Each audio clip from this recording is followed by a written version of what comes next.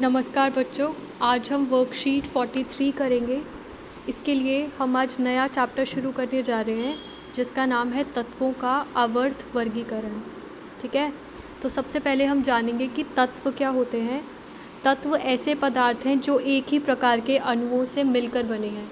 जैसे कार्बन का तत्व जो होगा, जैसे डायमंड होगा या फिर कोल होगा, कोयला होगा, वो सब कार्बन के अणुओं से बना होगा।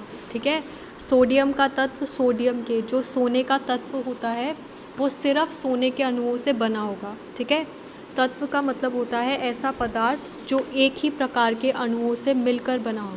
ठीक है, तत्व के अलावा हमारे आसपास और क्या क्या चीज़ें होती हैं। हमारे आसपास तत्व होते हैं जो कि प्योर होते हैं। ठीक है, जो एक ही प्रकार के अणुओं से बने होते हैं। इसके अलावा यौगिक होते हैं जो एक या एक से अधिक प्रकार के अणुओं से मिलकर बने हैं, लेकिन हम उन्हें बता नहीं पाते कि ये अलग अलग है। जैसे यौगिक का मतलब है जैसे CO2 कार्बन डाइऑक्साइड एक यौगिक है ना, जो पिछली वर्कशीट में हमने सारे यौगिक पढ़े थे, ये वही सब है। इसके बाद मिश्रण। मिश्रण क्या होता है? जब एक या दो या दो से ज़्यादा चीज़ों को मिलाते हैं लेकिन हम बता सकते हैं कि ये अलग अलग चीज़ों से बनी है। जैसे कि अगर हम मिट्टी को मिला दें दाल के अंदर तो हम बता सकते हैं कि दाल कौन सी है और मिट्टी कौन सी है। अगर हम पानी के अंदर कुछ कील डाल दें तो हम बता सकते हैं कि पानी कौन सा है और कील कौन सा है। तो ये क्या है? मिश्रण। लेकिन अगर हम पानी में चीनी को घोल दें तो पानी और चीनी एक दूसरे में घुल जाएगी, तो ये क्या है? एक यौगिक है। लेकिन पानी और चीनी हम अलग अलग लें या फिर मिट्टी और कील हम अलग अलग लें तो ये सारे क्या हैं? तत्व हैं। ठीक है, अच्छा, ये सब बातें तुम जान गए। इसके बाद कितने पदार्थ होते हैं? टोटल 118 पदार्थ हैं जिनको हम ऑलरेडी जानते हैं, जिनमें से केवल 98 तत्व हैं जो प्राकृतिक रूप से पाए जाते हैं। ठीक है, तो इसका मतलब 20 तत्व ऐसे हैं जिनको हमने खुद बनाया है। ठीक है, जैसे हम कहते हैं कि जो कोरोना वायरस है वो भी लैब में बनाया हुआ है, ऐसे हम कभी कभी तत्व भी बना सकते हैं, जैसे बकमिंस्टर फुलरिंग। ठीक है, इसको हमने खुद बनाया है। ऐसे ही कुछ तत्व जो है वो प्राकृतिक रूप से पाए जाते हैं और कुछ तत्व हमने खुद बनाए हैं। इसके बाद वर्गीकरण की आवश्यकता क्या है? वर्गीकरण की आवश्यकता दो हैं। ठीक है, हम दो वजह से वर्गीकरण करते हैं, चीज़ों को बांटते हैं। जैसे कि अगर तुम्हें लाइब्रेरी में छोड़ दे और लाइब्रेरी पे बुक्स का ढेर लगा हुआ हो, ठीक है, बुक्स अलग अलग रखी ना हो, बुक्स ज़मीन पे गिरी हुई हो, सारा ढेर लगा हुआ हो, और तुम्हें बोले कि तुम 10th क्लास की विज्ञान की बुक निकाल लो, तो क्या तुम निकाल पाओगे? नहीं निकाल पाओगे। तो वर्गीकरण की आवश्यकता क्या होती है? सबसे पहले सुव्यवस्थित ढंग से हम तत्वों को देख सकते हैं, पढ़ सकते हैं। ठीक है, इसके बाद उनके अध्ययन को आसान बनाया जा सकता है। सबसे पहले उनके पढ़ने में आसान होता है, इसके बाद हम उनको और अध्ययन को आसान बना सकते हैं। ठीक है, सुव्यवस्थित ढंग से पढ़ने के लिए और उनके अध्ययन को आसान बनाने हेतु ही वर्गीकरण किया जाता है। ठीक है, अब जैसे जैसे हम और ज़्यादा डिस्कवरी होती गई और ज़्यादा हम जानते गए गुण धर्मों के बारे में, और धातु क्या होते हैं, कैसे बनते हैं, तत्व क्या होते हैं, वैसे वैसे जो वर्गीकृत हैं उनको वर्गीकृत करने के और ज़्यादा प्रयास होते गए। ठीक है, आज हम दो प्रयासों के बारे में पढ़ेंगे। पहला है डॉबराइनर के ट्रिक। ठीक है, डॉबराइनर एक साइंटिस्ट है, और ये जो साइंटिस्ट है ये कहाँ का है? जर्मनी का। जर्मनी, जो हिटलर वाला जर्मनी है, ये वहाँ से है।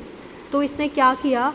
इसने ऐसे पदार्थ ढूंढे जिनके गुणधर्म जो थे एक समान थे। ठीक है, तो सबसे पहली चीज़ क्या थी? समान गुणधर्म थे। दूसरी चीज़ क्या थी? कि ये 3 के ग्रुप में थे। ठीक है, इसने ऐसे 3 के ग्रुप बनाए जिन 3 पदार्थों का, जिन 3 तत्वों का समान गुणधर्म था। ठीक है, जैसे समान गुणधर्म मतलब जैसे सारे सुचालक थे, या फिर सारे चमकदार थे, या फिर सारे ध्वनिक थे। ठीक है, ये सारे आघातवर्धनीय थे। तो इनके जो गुणधर्म थे वो समान थे, और 3 के ग्रुप बनाए। तो इसने क्या देखा कि जो दूसरा है ना,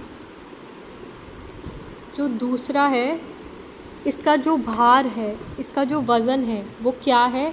दोनों परमाणुओं के मध्य वाला है। ठीक है, जैसे इसका अगर 10 है और इसका 14 है तो बीच वाले का क्या है? 12 है। ठीक है, तो जब इसने समान गुणधर्म वाले 3-3 के ग्रुप बनाए तो इसने देखा कि जो बीच वाला पदार्थ है, बीच वाला तत्व है, उसका जो भार है वो किसके बराबर है, बाकी दोनों के मध्य है। ठीक है, इन दोनों का एवरेज है। जैसे अगर फर्स्ट का भार है 20 और इसका भार है 30, तो बीच वाले का क्या है, 25। ठीक है, तो इसने ऐसे उनको वर्गीकृत किया। तो ऐसे उसने 3 त्रिक बनाए, तो डोबरेनर के त्रिक नाम से उनको जाना जाता है। पहला क्या है, लिथियम सोडियम पोटेशियम, दूसरा क्या है, कैल्शियम स्ट्रोंशियम बैरियम, और तीसरा क्या है, क्लोरीन ब्रोमीन आयोडीन। ठीक है, तो ये 3 डोबराइनर के त्रिक हैं। तो इस वर्गीकरण को लेकिन ज़्यादा लोगों ने जाना नहीं। ठीक है, ज़्यादा लोगों ने इसको माना नहीं। ऐसा क्यों हुआ, क्योंकि उसने सिर्फ 3 त्रिक बनाए और ज़्यादा पदार्थों को ये वाली पद्धति लगाने में सफल नहीं रहा। ठीक है, इसलिए जो डोबरेनर है इसके त्रिक की, इसके वर्गीकरण की कुछ सीमाएं हैं। ठीक है, इसलिए इसको ज़्यादा माना नहीं जाता, इस वाले वर्गीकरण को। अब दूसरा वर्गीकरण क्या है, अब दूसरा वर्गीकरण है न्यूलैंड का अष्टक सिद्धांत। ठीक है, एक अष्टक सिद्धांत तो हम जानते हैं, ये दूसरा अष्टक सिद्धांत है न्यूलैंड का। तो न्यूलैंड ने भी क्या किया, इसने बहुत सारे तत्व लिए, जितने तत्व उस वक्त थे, और उन सबको बढ़ते परमाणु भर के क्रम में लगा दिया। ठीक है, जैसे पहले 1, फिर 2, फिर 3, फिर 4। तो जैसे जैसे उनके परमाणु क्रम बढ़ रहे थे, उस हिसाब से उसने सारे तत्व जितने वो जानता था सबको लगा दिया। ठीक है, तो उसने क्या देखा कि जो 8वां पदार्थ था, जो 8वां पदार्थ था वो हमेशा पहले पदार्थ जैसा था। ठीक है, इस यहाँ से जो 8वां पदार्थ था वो इसके जैसा था, जो यहाँ से 8वां पदार्थ था वो इसके जैसा था। ठीक है, तो इसने क्या देखा कि प्रत्येक 8वें तत्व का गुण पहले तत्व के समान है। तो इसलिए उसने इसको क्या कह दिया, न्यूलैंड का अष्टक सिद्धांत। ठीक है, अब हम देखते हैं इसके, जैसे ये है, अच्छा ये अष्टक सिद्धांत का नाम कैसे आया था, जैसे जब हम गाना गाते हैं तो गाने में भी क्या होता है, संगीत में भी अष्टक होते हैं। ठीक है, सारे गामा पा वाले, तो यहाँ पे भी क्या है, अष्टक है। जैसे सारे गामा पा धा नी होता है, ऐसे ही यहाँ पे भी क्या है, सारे गामा पा धा नी के बाद फिर से सा आता है ना, सारे गामा पा धा नी सा। तो इसीलिए यहाँ पे भी हर 8वां पदार्थ जो है उसके गुणधर्म जो है वो सेम है। ठीक है, अब इसकी क्या कमियाँ थी, लेकिन इस पद्धति को भी ज़्यादा माना नहीं जाता। ठीक है, वर्गीकरण की इस पद्धति को भी रिजेक्ट कर दिया गया। तो इसकी क्या कमियाँ थी, सबसे पहले ये सिर्फ हल्के तत्वों तक ही लागू होता था, जैसे कैल्शियम धातु तक ही ये लागू हुआ। उसके बाद के जो पदार्थ थे उसमें कुछ कुछ कमियाँ देखी गई। ठीक है, और इसने कुछ गड़बड़ भी की, इसने उनको समान गुण लाने के लिए क्या किया, 2-2 को एक साथ रख दिया। 2-2 तत्व जिनके समान गुण थे भी नहीं उनको एक साथ रख दिया। असमान तत्व जिनके गुणों में कोई समानता नहीं थी उनको भी एक स्थान पे रख दिया। ठीक है, इसके बाद नए तत्वों के गुण इस सारणी से मेल नहीं खाते थे। कोई भी अगर नया तत्व आया, जैसे उस वक्त अगर 50 तत्व थे, तो उसके बाद जो 10 तत्व आए वो इस सारणी में ना ही फिट हो रहे थे और ना ही उसमें जो अष्टक सिद्धांत है वो लागू हो रहा था। ठीक है, तो पहले हमने पढ़ा डोबरेनर का त्रिक, उसके बाद हमने पढ़ा अष्टक सिद्धांत न्यूलैंड का। अब हम इसका अभ्यास देखते हैं।